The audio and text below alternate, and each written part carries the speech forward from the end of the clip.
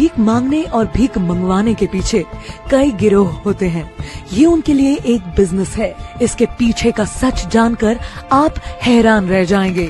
इसके अंदर दो तरीके से होता है। एक तो होता है कि बच्चों का अपहरण करके उनके हाथ पैर काट के ट्रॉली के ऊपर भीख मंगवाई जाती है, और दूसरा जो गरीब माँ बाप होते हैं उनसे परसेंटेज के ऊपर पैसा लिया जाता है कि ये आपका बच्चा जितना पैसा कमाएगा उसका हम आपको 5% देंगे। जो उनकी जो कमाई होती है वो जाती है मानव तस्कर के पास के अंदर। और इसके अंदर अगर डायरेक्टली कोई अपाहिज वो मांगना चाहे वो नहीं मांग सकता, क्योंकि मानव तस्कर उसको खत्म कर देते हैं। ये मेलों के अंदर से, कॉलोनियों के अंदर से बच्चों का किडनैप वगैरह कर लेते हैं, और उस किडनैप करने के बाद में उन बच्चों की छटनी की जाती है। उन्हें जो चतुर जो बच्चे लगते हैं उन बच्चों का अलग कलेक्शन किया जाता है, और जो बच्चे सीधे साधे उन्हें लगते हैं भोले भाले हैं उनके हाथ पैर काट के उनको ट्रॉली में भीख वगैरह मंगवाई जाती है। तो आपने एक और बात बताई थी सर कि इसमें सिर्फ बच्चे ही नहीं, इस मानव तस्करी में बड़ों को भी लिया जाता है। जी हाँ, 2-4 मीटर की दूरी पे जाने के बाद में अपनी बाहों पे एक स्प्रे करते हैं, फिर उसके नजदीक जाते हैं।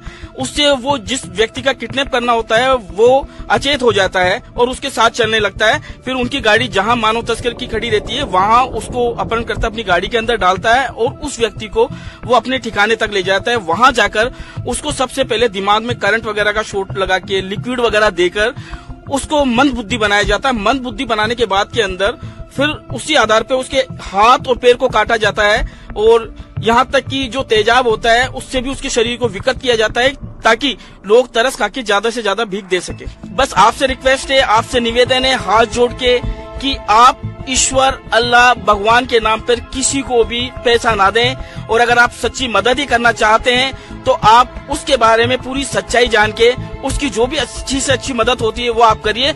अन्यथा आप जो सिर्फ और सिर्फ पुण्य के लिए 10, 20, 50 रुपए दे रहे हैं वह उससे आपको पुण्य नहीं मिल रहा है, आप मासूम जिंदगियों को खत्म कर रहे हैं। इसलिए माय FM की आपसे अपील है, अगर आप इनका अच्छा चाहते हैं तो भगवान के नाम पर मत दें।